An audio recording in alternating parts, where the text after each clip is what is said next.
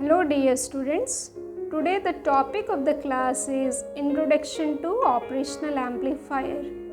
In this class you will be understanding about block diagram of an operational amplifier, the internal circuitry of an operational amplifier of 741 IC, MC1435 op-amp, schematic diagram, pin diagram, equivalent circuit of an op-amp, an ideal voltage transfer curve of an op-amp, and then comparing what are the ideal and practical op-amp characteristics values.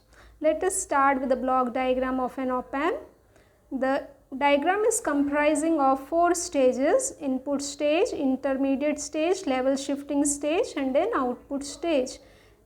As it's clear from the diagram, an op-amp is having 2 inputs, non-inverting input and inverting input, and single output. The first stage, the intermediate stage, is comprising of dual input balanced output differential amplifier.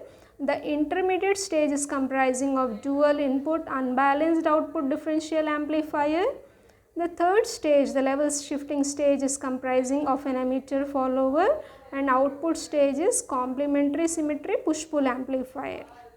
This is the internal circuit of the first stage, input stage, which is comprising of dual input balanced output differential amplifier. It is known as dual input because of 2 input voltage sources, V-in1 and V-in2. Balanced because the output is taken across the collectors of Q1 and Q2 transistors. So it's a dual input balanced output differential amplifier. This stage is responsible for providing most of the gain of the op-amp, and it also establishes the input resistance of the op-amp. Voltage gain and input resistance of the op-amp is decided by the input stage.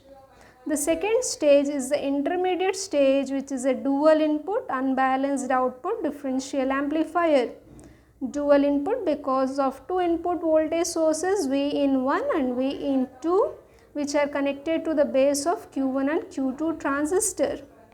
Unbalanced output because the output is observed at collector of Q2 with respect to the ground. So dual input unbalanced output differential amplifier.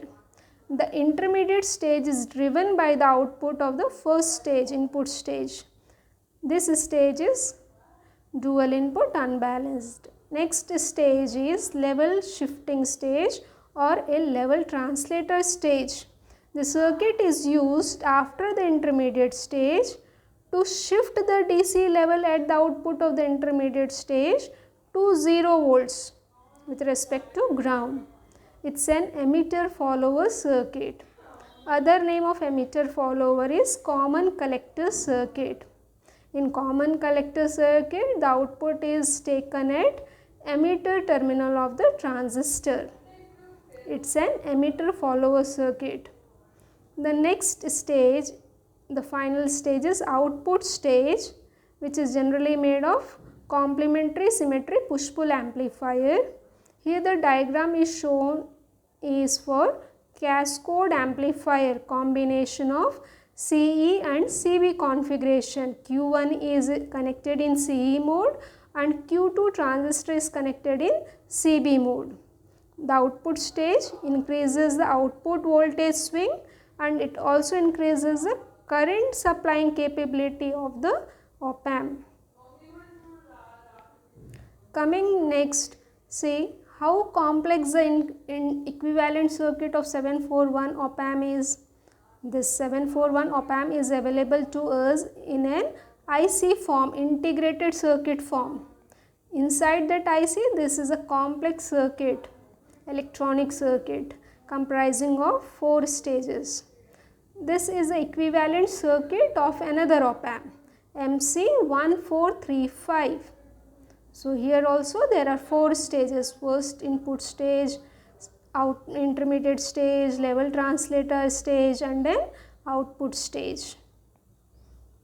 So after seeing the block diagram, to conveniently use the op-amp symbol in a circuit diagram for doing its analysis, we use this schematic symbol, where capital A is a large signal gain, V1 is the voltage at non-inverting input, and V2 is the voltage at inverting, and V is the output voltage.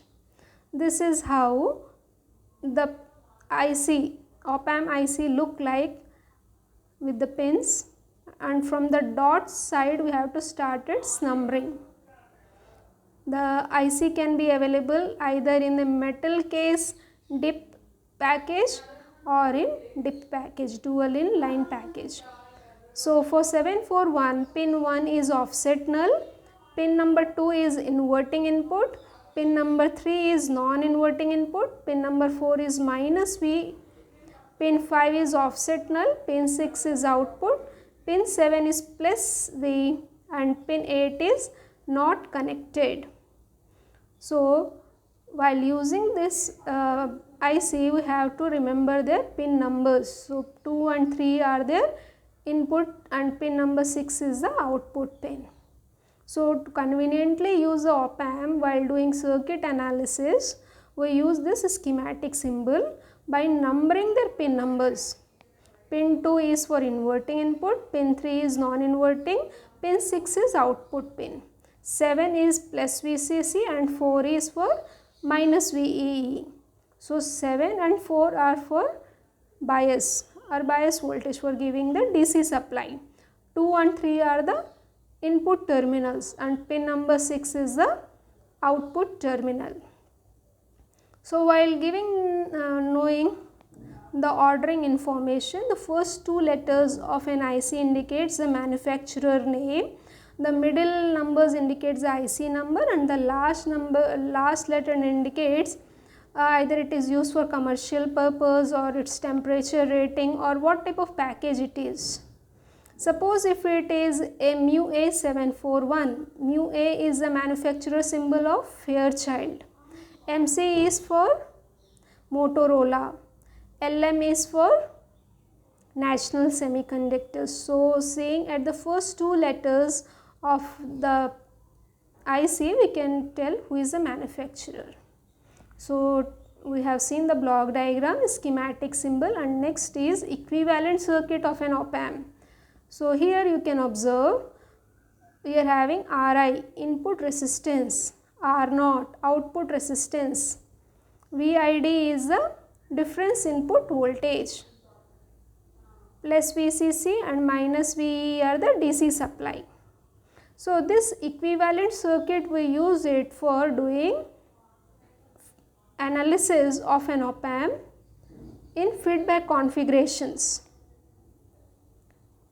Next is the ideal voltage transfer curve. This ideal voltage transfer curve is a graph between output voltage and difference input voltage, VID. So what is this telling? Why it is known as ideal? Because the output offset voltage is assumed to be 0. Transfer curve is a graphic representation of the op-amp equation. What is op-amp equation? V0 is equal to A times of VID. This is a comparison of characteristic values of an ideal and practical op-amp. So if you carefully look at this table, the gain is infinity for an ideal op-amp. Coming to practical, it is 2 into 10 to the power of 5. Input resistance is infinity, practical it is 2 mega ohms. Output resistance is 0, practical it is 75 ohms. Bandwidth is infinity, for practically it is 1 megahertz. CMRR is infinity, practically it is 90 decibels dB. Slew rate is infinity, practically it is 0.5 volts per microseconds. I hope the class is clear. For your queries, you can post in comments. Thank you for watching. Good luck, students.